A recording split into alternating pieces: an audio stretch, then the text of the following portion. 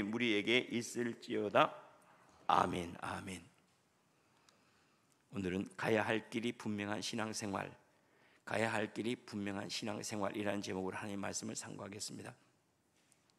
무엇이 기준이 모호하면 그러면 우리가 그 가운데서 주저하게 됩니다. 기준이 명확하면 그러면 그 가운데서는 방황은 하지 않습니다. 갈지 안 갈지를 명확하게 하죠. 주님도 그런 말씀을 하시죠. 예 혹은 아니요 하라. 예에서 더 지나가는 것들은 다 악으로 쫓아나는 것이다. 예면 예고, 아니면 아니오죠. 가야 될 길이라면 가야지. 가야 될 길이라고 말하면서 가지 않는다면 그것을 게으름이라고 말합니다. 오늘 특별히 게으름에 대한 이야기를 하고 있죠. 분명히 그 일이 가야 될 길이라고 말해요. 주님의 말씀이라고 말해요. 주님의 부르심이라고 말해요. 그런데 하지 않는다. 그래서 가르쳐 영적 나태함 또는 스스로의 변명이라 이렇게 얘기하는데, 그것이 마치 뭐와 같은가 하면 나무 뒤로 숨었던 아담과 같은 것이라고 할 수가 있습니다. 사실 우리가 믿음 생활에서 우리 심령이 약해지거나 또 교회 안에서 교회 응집력이 약해지거나 교회가 성장이 더디거나 한 이유는 외적인 것에 의해서 이루어지지 않습니다. 외적인 것은 오히려 환난과 핍박이 우리를 더 강하게 하죠. 환난이 있으면 기도하게 하고 핍박이 있으면 더 엎드리게 되죠. 그런데 여기 안에서 우리가 가야 될 길이 불분명하거나 또는 사랑의 이름으로 악이 용납되거나 우리가 주님의 말씀에 대해서 순종하는데 게으르거나 하는 이러한 내적인 문제는 우리로 하여금 모든 동력을 한꺼번에 다 상실하게 만듭니다. 이렇게 얘기를 해야 됩니다. 우리가 나는 정말로 길을 가고 있는가? 나는 내가 가고 있는 그 길을 아는가? 이것이 분명해져야 됩니다. 이것이 곧 제자도라고 말할 수 있는데, 이 제자도에 대한 이야기는 내일 다시 더 이어서 말씀을 드리고, 오늘은 게으름의 문제, 선한 일을 행하는 문제, 그리고 유전에 대한 문제, 이런 문제를 함께 살펴보려고 합니다. 먼저는 주님께서 게으르게 행하는 자들에게 떠나라 이렇게 얘기를 합니다. 게으르게 행하는 자들에게서 떠나라. 예수 믿는 사람들은 부지런해야 됩니다. 자기의 나태함을 변명하면 안 됩니다. 그저 믿음 없으면 믿음 없다 말하고 은혜를 구해야 됩니다. 에베소 4장 28절 말씀에 도둑질하는 자는 다시 도둑질하지 말고 돌이켜 가난한 자에게 구제할 수 있도록 자기 손으로 수고하여 선한 일을 하라. 뭐에 열심히 친 백성인가? 선한 일에 열심을 내기 위해서 부지런해야 됩니다. 여기서는 뭐라고 얘기해요? 우리가 누구에게인가 구제할 것이 있기 위해서 우리는 근면해야 됩니다 라고 얘기하는 거죠. 뿐만 아니라 12절에 보면 조용히 일하여 자기 양식을 먹으라. 자기 양식은 자기가 먹도록 하라. 그리고 11절 말씀에 보면 이러한 게으른 사람들은 뭐라고 얘기를 하면 일하지 아니하고 일을 만들기만 한다 그래요. 일은 하지 않고 일을 만들기만 하는 사람들. 그리스도를 따라가는 것들은 사실은 다른 사람들보다 해야 될 일이 하나도 추가된 거라고 할 수가 있겠죠. 해야 될 도리 위에 그 위에 더 해야 될 사랑이 추가된 거예요. 우리가 마땅히 해야 될 일들 위에 그 위에 섬김이 더 추가된 거예요. 그러니까 부지런하지 않고는 갈 수가 사실 없죠. 주일만 봐도 그러지 않습니까? 우리 부지런 떨어야지 주일날 나올 수 있죠. 왜 이렇게 부지런할 수밖에 없나? 간절하기 때문입니다. 어떻습니까? 우리가 예수님을 믿으면서 더 간절해졌습니까? 아니면 나태해졌습니까? 아, 이제 나 천국 갈 수 있어 라고 여겨집니까? 아니면 내가 받은 이 구원을 두려움과 떨림으로 지켜나가고 있습니까? 그런데 예수님께 가까이 나갈수록 간절함이 더 많아진다는 거예요. 더 깊이 나아가기를 원하고 더 거룩하게 되기를 원하고 더 많은 시간을 주님과 동행하기를 원하는 것이 분명합니다. 그러니까 믿음이 나약해지면 딱 틀림이 없어요. 자꾸 줄여요. 뭘 기도하는 시간이 줄어들고 주님과 만나는 시간이 줄어들고 성경 읽는 시간이 줄어들고 아무튼 믿음 생활하는 부분들이 자꾸 줄어들어요. 그런데 우리가 믿음이 성장하고 있다는 증거는요, 자꾸 더 많이 하기를 원해요. 주님과 더 깊이 더 넓게 하나님을 경험하고자 하는 것, 더욱 간절해지는 거죠. 자신을 살필 줄 알기 때문에 그렇습니다. 자신을 살필 줄 아는 사람은 자만할 수가 없죠. 교만할 수가 없잖아요. 우리 안에 죄가 있는 것이 분명하고 나약함이 있는 것이 분명한데 우리 주님이 말씀하신 그대로죠. 내가 마음에는 원이로 육신이 약하니까 그러니까 기도해야지. 우리가 약한 걸 알아요. 그러니까 엎드려요. 우리 안에 죄성을 알아요. 그래야지 주님의 은혜를 구해요. 그래서 자기 자신을 살필 수 있는 사람은 믿음 안에서 지금 부지런함을 얘기하는 거예요. 믿음 안에서 부지런해야 됩니다. 예수를 따라가는 데 있어서 성실해야 되고 더 간절해야 되는 것. 빌립보서 3장 12절 말씀으로 한다면 내가 이미 얻었다 함도 아니요 온전히 이루었다 함도 아니라 오직 내가 그리스도 예수께 잡힌 바 된 것을 잡으려고 여전히 난 달려가는 중입니다. 앞에 있는 것을 더 달려갑니다. 주님 더 뜨거워지기를 원합니다. 더 간절히 주님을 만나기를 소망합니다. 더 깊이 주님의 임재 안에 들어가기를 원합니다. 제가 눈만 떠도 주님의 얼굴이 보이고 눈만 감아도 주님 보좌 앞에 있기를 소망합니다. 더 깊이 들어가고자 하는 그러한 소망을 놓치지 않기를 바라고, 그러면 우리가 영적인 삶을 사는데 육체적인 것을 핑계로 삼을 수 있는가? 그래서는 안 된다는 거예요. 사도 바울이 내가 주님의 오심을 기다리면서 내가 일을 놓아서는 되는가? 그렇지 않아요. 자기 먹을 것은 자기 일하여서 얻으라고 얘기를 하는 것은 우리가 믿음 안에서 육체적인 삶을 핑계 삼지 말라는 거예요. 역으로도 마찬가지죠. 육체적인 삶 때문에 믿음을 포기할 수는 없잖아요. 예를 들어서 내가 회사 일이 바쁘다고 해서 내 가정 일을 포기할 수는 없잖아요. 가정 일도 소중하고 회사 일도 소중한 거예요. 우리 삶에서는 음식이 우리의 영혼을 만족시킬 수는 없어요. 우리 음식으로 우리 몸을 만드는 것처럼 영혼은 음식으로 만드는 게 아니에요. 영혼을 채워야 될 양식을 가지고 육체를 채웠다라고 말하지도 말고, 육체를 채워야 될 양식을 내가 영혼을 채웠다고 말하지 말라는 거예요. 그래서 내가 일을 하느라고 바빠서 내가 기도하지 못했다라고도 말하지 말고, 내가 기도하다가 일하지 못했다라고 말하지 말라는 거예요. 근데 우리는 늘 이걸 혼돈스럽죠. 그래서 우리가 몸으로 사는 것도 성실해야 되고 마음으로 사는 것도 성실해야 됩니다. 그런데 우리는 몸으로 사는 것은 성실한데 마음이 꽝인 경우가 있어요. 거꾸로 마음으로 사는 것, 믿음 생활이라고 할 수가 있게 영적인 삶은 그것은 아주 충만한데 몸으로 사는 꽝이에요. 그러면 안 되죠. 우리가 영만 받은 것이 아니고 몸을 받았다는 거죠. 몸과 영을 함께 받았으면 이게 균형이 널리 있어야 됩니다. 그래서 내가 영적인 삶 때문에 육적인 삶을 게을리해서도 안 됩니다. 뿐만 아니라 육적인 삶 때문에 영적인 삶을 게을리해서도 안 돼요. 이 모든 것들이 더욱 주님을 간절히 찾고 더 깊이 그리스도를 경험하기 위해서 성실해야 되고 또한 부지런해야 된다는 것. 이건 주님의 비유에서 게으름에 대해서 뭐라고 이 악하고 그래요. 그 게으름 자체가 악한 거예요. 왜요?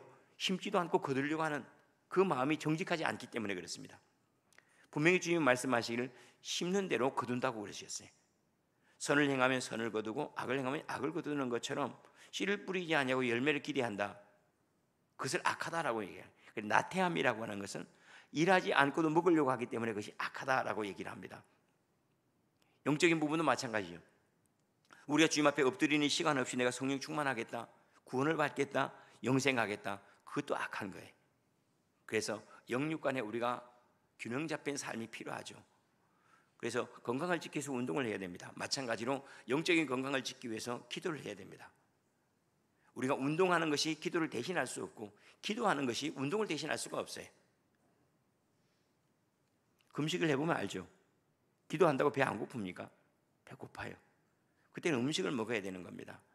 뿐만 아니라 우리가 음식을 많이 먹는다고 성령으로 충만해집니까? 배만 충만해지죠. 그렇죠? 성령으로 충만한 게 다른 문제. 그래서 이 문제를 다른 것 때문이라고 얘기하지 말라는. 나는 이것 때문에 이것을 못해. 나 회사가 너무 바빠서 나는 뭐 해서 이걸 못해라고 하지 말라는. 그것도 귀하고 이것도 귀하다면 둘 다 성실해야 된다 하는 것을 우리에게 이야기하고 있습니다. 참 너무나 중요하죠. 나는 바빠서요. 그러니까 기도해야죠. 나는 기도해야 되기 때문에 그래야지. 기도해야 되니까 뭐죠? 부지런 떨어야죠. 기도해야 된다고 하면 부지런 안 떨면 어떻게 해요? 나는 기도해야 되니까 집도 엉망으로 해놔요. 집이 엉망으로 하는 순간 가정이 엉망이 되는 경우 알죠. 그러니까 기도해야 되니까 더 성실하게 가정생활을 해야 되고, 가정생활을 잘 해야 되니까 기도하지 아니하면 가정생활이 또한 잘 될 수가 없잖아요. 하나님의 영으로 충만해져야 되니까. 여기에서 균형 잡힌 삶이 우리에게 필요하다는 걸 이야기합니다. 그러면 사도 바울이 자기 자신에 대한 이야기를 해요. 내가 여러분들이 그렇게 하지 않았으면 나도 성실하게 일을 하지 않았습니까? 6절 말씀에 우리에게서 받은 전통대로 행하지 아니하는 자에게 떠나십시오. 사도 바울은 이러한 모든 일에 자기가 본을 보였다라고 이렇게 얘기를 합니다. 이러한 일에 우리가 여러분들에게 본을 보이지 않았습니까?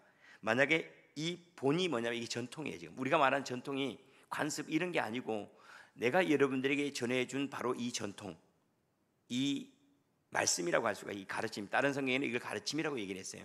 우리 보통 전통 유전이라고 하면 뭐라고 생각하는가 하면 전부 다 옛날에 지켰던 어떤 관습을 얘기하는 그 관습이 아니라 내가 여러분들에게 먼저 행했던 그런 말씀들, 먼저 이야기했던 거, 먼저 이야기한 거예요.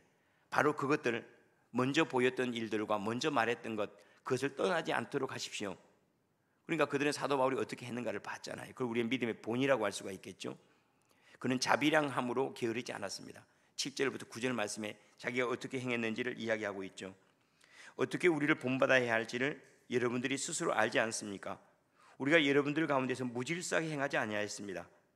우리는 누구에게서든지 음식을 값없이 먹지 않았고 수고하고 애써 주야로 일함은 여러분 모두에게 폐를 끼치지 아니하였습니다 라고 이렇게 얘기를 해요. 여기 보면은 사도 바울이 어떻게 행했는가 얘기 몇 가지로 하고 있는, 첫째는 무질서하게 행하지 않았다는 말이, 이거 뭐 옛날 성경에는 규모 없이라고 얘기해요. 규모 없이. 이 무질서하게 규모 없이라는 말은 남의 말을 듣지 아니하고 자기만 똑똑한 것처럼 살아가는 것, 그렇게 하지 않았다는 거예요. 규모 없이라는, 내 위에 하나님이 계시고 또한 내가 어느 위치에 있는 줄을 알고 내가 맡아야 될 그 역할을 성실하게 하였습니다 라고 이야기를 했다는 거죠. 요즘 시대를 지적으로는 또 영적으로도 마찬가지죠. 불행한 시대인데 뭐가 불행한가? 스승이 없기 때문에 불행하다, 이런 얘기를 합니다. 본받아야 될 스승이 없는 거죠. 어떻게 해야 될지를 배우기는 하겠는데 그런 사람을 본 적이 없는 거예요. 성령 충만을 해야 된다는 걸 알지만 성령 충만이 어떤 것인지를 본 적이 없는 거예요. 너무나 많이 아쉽죠. 선생이 없다라고 말할 수 있는데, 그런데 사도 바울은 데살로니가 교회 성도들에게 나는 여러분들에게 본이 되었습니다 라고 이야기를 합니다. 그래서 저는 어렸을 때부터 모태신앙, 정말로 마른 장작이죠. 바짝 말라 있어요. 찬송을 해도 마른 찬송을 해요. 봉사를 해도 바짝 마른 봉사를 해요. 기쁨도 없어요. 감사도 그냥 해야 될 일이어서 해요. 그냥 그러면서 또 다 해요. 그런데 모태신앙이 참 좋은 게 뭐냐면은, 그건 뭐냐면 좌측이나 우측에 넘어서는 안 될 선이 분명해. 그런데 도중에 예수 믿는 사람들은 이건 춘향의 널뛰기 있는 거예요. 춘향의 널뜁니까? 그네를 탑니까? 뭐 그거나 아무튼 요란스러워요. 막 하다가 푹 꺼져.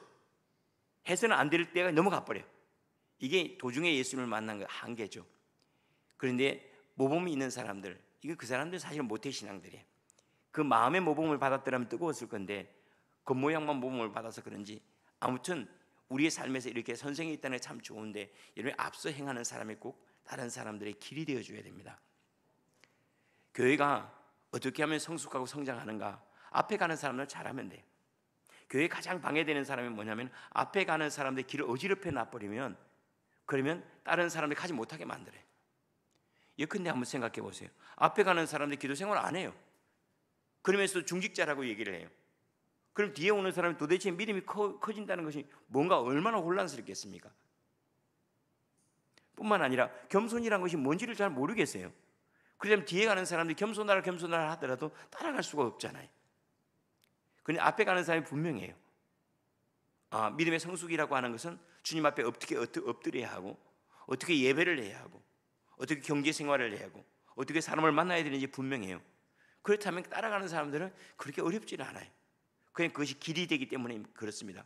한번 우리의 삶을 돌아보죠. 그러면 우리는 다른 사람들에게 길이 되어주고 있는가, 아니면 다른 사람들에게 천안이 되어주고 있는가, 삼거리가 되어주고 있는가? 이거 어디로 가야 할지 모르겠어요. 이게 저 사람만 만나면 성령 충만이 모호해져. 저 사람만 만나면 거룩함이 뭔지 헷갈리기 시작해. 저 사람만 만나면 겸손이 뭔지 잘 모르겠어요. 그건 천안이기 때문에 그래요. 이게 충청도인지 강원도인지 경상도인지 전라도인지 도대체가 모르겠어요. 그런데 우리는 분명하죠. 우리는 스스로 생각하기를 수도권이라 생각해요. 자기 믿음 생활 잘한다고 착각한다는 거예요. 절대 그렇지 않습니다. 우리가 행하는 이 믿음 생활이 좀 질서가 있어야 됩니다. 그리고 앞에 가는 사람일수록 더욱 다른 사람들의 길이 되어주기 위해서, 부모가 어제도 이제 우리 아침마당 이렇게 하지 않았습니까? 부모님들이 자식들에게 좋은 믿음의 모습을 보여주려고 그런 마음을 이게 표현하는 이야기를 아마 들었을 거예요. 맞아요. 부모가 된다는 것은 나만 생각하는 게 아니에요. 내 좋아서가 아니라 내 자식이 행복하고 다른 사람들이 행복할 수 있도록 나를 바꾸어 갈 줄 아는 것이, 그것이 어른이라고 할 수가 있겠죠. 그래서 믿음의 어른이 된다는 게 참 중요합니다. 사도 바울은 내가 어린아이의 일을 버렸노라 그랬어요. 장성한 후에는 어린아이의 일을 버렸다고 그랬어요. 점점 더 그리스도 앞에 가는 것이 분명해지기를 바랍니다. 아, 예수를 이렇게 믿는 거야. 예배는 이렇게 드리는 거지.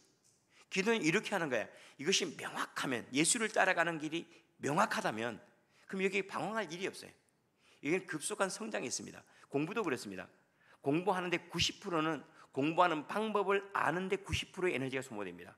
공부하는 방법만 알면 10% 가지고 100%를 너끈히 감당합니다. 근데 공부하는 방법을 터득하는 게 진짜 어려워요. 어떻게 공부를 해야 되는지 방법을 잘 몰라요. 그러니까 공부 많이 해도 여전히 수학 시간이 남아. 시험 보는데 왜 수학 시간을 그렇게 많이 주는지 모르겠어요. 10분이면 금방 쓰고 나오는데 100분 동안 뭐해, 그냥 짜증나게 힘들게. 뭔 얘기인지 알겠죠? 그렇죠? 근데 공부하는 법만 알면 그러면 쉽게 해요. 10분을 하더라도 100분 공부하는 것처럼 할 수가 있어요. 믿음 생활도 마찬가지입니다. 믿음 생활도 가는 길이 분명하면, 그러면 방황함이 없어요. 급속하게 믿음이 성장합니다. 왜 믿음이 성장하냐? 가다가 딱 부딪혀버려. 뭐가 부딪히는가? 앞에 가는 사람들이 성령 충만하다면 엉뚱한 짓을 하고 있는 거예요. 교회 생활 오래 했다 하면서 엉뚱한 짓을 하고 있어요. 그러면 뒤에 오는 사람들이 거기에서 멈추게 됩니다. 그래서 우리가 다른 사람들의 길이 되어준다는 것은 매우 중요한데, 지금 사도 바울이 그 이야기를 하고 있습니다. 내가 여러분들에게 보여준 그 유전들, 그 전통들을 따라 행하십시오. 내가 어떻게 행하였습니까? 다른 사람의 폐를 끼치지 아니하려 했습니다. 이 폐라고 하는 것이 단순히 경제적인 피해라고 이야기하지 말고 모든 방면에서 좀 얘기를 하면 좋을 것 같아요. 나는 그가 주님을 만났는데 방해가 되지 않도록 하였습니다. 가능한 그에게 그리스도를 보여주려고 했습니다. 가능한 그가 주님을 만날 수 있는 자리로 인도했습니다. 가능한 나는 그에게 하나님의 생명이 무엇인지를 보여주려고 그것을 내가 힘썼습니다라고 폐를 끼치는 대신에 오히려 그리스도를 충만케 하는 일에 마음을 두었습니다. 이게 우리가 가야 될 길이죠. 내 속에 있는 것들을 다 털어낸다고 정직함이 아닙니다. 제가 언젠가 그런 말씀을 드렸죠. 성도들이 이렇게 모였는데 신앙 이제 우리가 은혜의 간증을 이렇게 하지 않습니까? 나는 예수가 참 안 믿어줘요. 신앙생활 오래 했는데 진짜 안 믿어줘요. 뭐 자랑이냐 이년아? 막 이렇게 때려주고 싶잖아요. 그 자랑할 일이 부끄러운 일이잖아요. 그러지 않습니까? 근데 그 스스로는 뭐라고 해요? 정직이라고 생각을 한다. 정직이라고. 그런 말 안 해도 믿음 없는 거 다 보여요. 그런 말 안 해도 얼굴에 딱 쓰여 있어요. 그런 말을 한다는 것은 벌써 다른 사람을 그렇게 만들어버린 것 똑같아요. 이게 피해를 끼치는 거예요. 다른 사람이 믿음이 자라가지 못하도록. 그래서 우리의 믿음이 다른 사람들에게 생명이 될 수 있도록, 그 사람이 그리스도를 더 깊이 만날 수 있도록 행하는 것, 여기에 마음을 두는 것이, 그것이 곧 앞서가는 사람들의 몫이라 하는 것, 그것이 다른 사람의 길이라고 하는 것을 우리가 늘 마음에 두고 믿음 생활을 했으면 좋겠습니다. 9절 말씀입니다. 우리에게 권리가 없는 것이 아니 오직 스스로 여러분들에게 본을 보여 우리를 본받게 하려 우리는 이 일을 하였습니다 라고 얘기를 합니다. 고린도서 13장 11절입니다. 내가 어렸을 때에는 말하는 것이 어린아이와 같고 깨닫는 것이 어린아이와 같고 생각하는 것이 어린아이와 같다가 장성한 사람이 되어서는 어린아이의 일을 버렸습니다. 어린아이와 어른들은 뭐죠? 어린아이 자기밖에 몰라요. 어른들은요, 내가 하는 행동이 다른 사람이 미치는 것을 생각할 때쯤 되면 그때가 어른이에요. 내가 말하는 것이 다른 사람들에게 어떤 영향을 주는가, 그걸 생각할 줄 아는 것이 어른이에요. 내 믿음이 다른 사람에 주는 영향이 있죠. 우리를 통해서 생명이 살아나고 회복되는 그러한 믿음의 영향력을 꼭 가질 수 있기를 바랍니다. 누군가를 죽이지 말고, 나를 만나는 사람 늘 살아있어요. 나를 만나는 사람들 늘 회복이 돼요. 자유로워져요. 기뻐하고 감사해요. 옳습니다. 그것이 우리 안에 생명이 있다는 증거라 할 수가 있겠죠. 그런데 무서운 말이 있습니다. 14절 말씀을 한번 볼까요? 이 편지에 한 우리 말을 순종하지 아니하거든 사귀지도 말고 그로 하여금 부끄럽게 하십시오. 교회 안에서 사도 바울이 이렇게 가르친 것과 주님이 말씀하신 것들, 또한 믿음으로 바르게 가야 될 길, 그 길을 가지 않고 순종하지 않은 사람은 뭐 하지도 말라고? 사귀지도 말래요. 어마무시하죠. 그리고 그로 하여금 부끄럽게 하십시오. 이게 무슨 얘기인가 하면 왕따 시킵시오. 딱 보면 딱 왕따 시키는 거죠. 사귀지도 말고 부끄럽게 해라. 왕따예요, 이건 완전히. 이게 왕따시키라는 말이 아니 그 다음에 따라 나오지 않습니까? 형제와 같이 권면해. 진짜 어려운 말이 이게 왕따를 시키라는 말인지 말라는 말인지 말을 하라는 말인지 말을 하라는 말인지 말을 하라는 말 똑같은 거잖아요. 그거는 그 말을 하라는 얘기죠. 이게 무슨 얘기인가 하면 그가 잘못되었을 때 그것이 잘못이라는 것을 교회로 알게 하십시오. 사랑의 이름으로 용납하지 말라는 얘기예요. 이게. 그런데 우리는 사랑의 이름으로 잘못되었다는 것이 잘못되었다고 인식을 못하게 만들어버린다는 거예요. 교회가 길을 모호하게 만들어버리는 거예요. 그것이 잘못되었다는 것을 부끄러워하게 하십시오. 형제이지만 그것이 부끄럽다는 것. 우리가 자녀들을 양육할 때 자녀를 호적에서 파지 않더라도 회초리를 들잖아요. 책망을 하지 않습니까? 그리고 그것을 소중하게 여길 줄 아는 사람, 책망을 받을 줄 아는 사람이 한 가족입니다라는 것을 이야기하고 있습니다. 사랑의 이름으로 다른 사람을 교정하기를 게을리한다면 그것은 그 영혼을 포기하는 겁니다. 사랑의 이름으로 그저 우리는 그냥 좋은 게 좋은 거야. 그러려면 우리가 뭐 하려고 여기서 만나서 시장터에서 만나야지. 우리가 교회에서 만난 것은 우리 모두가 주님의 거룩한 영광에 참여하기 위한 건데 그렇지 않은 것에 대해서는 그렇지 않다라고 말을 하십시오. 그리고 그 일이 부끄러운 일이라는 것을 알게 하십시오. 그리고 무엇이 바른 길임을 우리가 보아야지 그가 영혼의 구원함을 받는다라고 얘기해요. 영혼의 구원함. 단순히 그와 친하게 지내는 것이 목적이 아니라 우리가 그리스도의 생명에 함께 들어가는 것이 목적이라면 그리고 그것을 목적으로 삼아야 되겠죠. 그렇게 한다면 무엇이 잘못되었냐 명확하게 이야기를 하십시오. 그리고 명확하게 이야기할 때 그것을 부끄러워하는 사람이 형제예요. 그리고 부끄럽지만 나가지 않는 사람이 알았다 그냥 알았다 네 팔뚝 굽다 하고 나가버리면 그 사람은 우리의 형제가 아닌 거죠. 그러나 교회에서는 명확하게 잘못된 것을 알게 하고 그것을 부끄럽게 할 줄 알아야 됩니다라고 이야기를 합니다. 마지막에는 형제들이여 여러분이 선을 행하되 낙심하지 마십시오. 우리가 선을 행하면 악이 우리 문 앞에 엎드린다라고 주님이 말씀하셨어요. 악을 행하지 않으려고 살아가는 사람들 악을 생각할 수밖에 없습니다. 그래서 선을 행하려고 살아가는 사람은 악을 생각할 기회가 없습니다. 우리의 성령 충만을 위해서 살려고 하는 사람들은 뒤로 물러감이 없습니다. 그런데 내가 구색을 갖추려고 하는 사람들은 내가 빠져나갈 구멍이 정말로 많이 보입니다. 성령 충만을 선을 행함을 늘 앞에 두고 살아가시길 바랍니다. 왜냐하면 주께서 아시기 때문입니다. 주께서 아시기 때문이에요. 모든 것들을 정확하게 주님께서는 갚아주세요. 이것이 변함없는 주님의 공의입니다. 이거 바뀔 수 없는 주님의 정의이기도 합니다. 우리가 선을 행하되 낙심하지 말지니 포기하지 아니하면 때가 이름에 거둘 것입니다라고 갈라디아 6장 9절이 우리에게 말씀을 하고 있습니다. 말씀을 정리합니다. 우리 교회에서 우리가 믿음의 진보가 무엇인지 명확해지기를 바랍니다. 예수께 가까이 나아가 산다는 것이 어떤 것인지 그것이 명확할 때, 거룩하다는 것이 무엇인지 명확할 때, 생명을 따라 산다는 것이 무엇인지 명확할 때, 정말로 주의를 거룩하게 지킨다는 것이 명확할 때, 우리가 예배하는 것이 무엇인지 그게 명확할 때, 내가 성도의 교제가 어떤 것이 거룩한지 그것이 명확하게 드러날 때, 그때 우리는 방황 없이 그 믿음의 정진을 하게 되겠죠. 더 깊이 더 넓게 그 길을 아마 가게 되겠죠. 우리가 오히려 그 길을 더 명확하게 만드는 삶의 본이 될 수 있기를 바랍니다. 앞에 가다가 길을 혼잡게 하는 사람이 아니라 5m 가면 저렇게 하는 거예요. 10m 가면 저 모습이 바른 거예요. 100m 가는 사람은 저것이 거룩함이에요 라고 모든 이들이 서로에게 길이 되어줄 수 있는, 그래서 우리가 가는 길은 힘들지 모르지만 가는 길이 힘들고 그렇지만 그러나 그 길이 명확해야 된다는 것, 이거 하나 붙잡고 좌우나 우러나 치우침이 없이 점점 그리스도께 가까이 나아가는 그러한 삶의 은혜가 있어. 하나님, 어제보다 오늘 저는 주님을 더 깊이 만납니다. 오늘 본 하늘은 어제보다도 더 맑고 어제 만났던 그 사람보다 오늘은 더 주님께 가까이 나가서 거룩해졌습니다라고 고백할 수 있는, 뒤로 물러감이 없이 더 그리스도 앞으로 다가가는 그런 믿음의 진보가 저와 여러분들이 있기를 축원합니다. 기도하겠습니다. 사랑이 많으신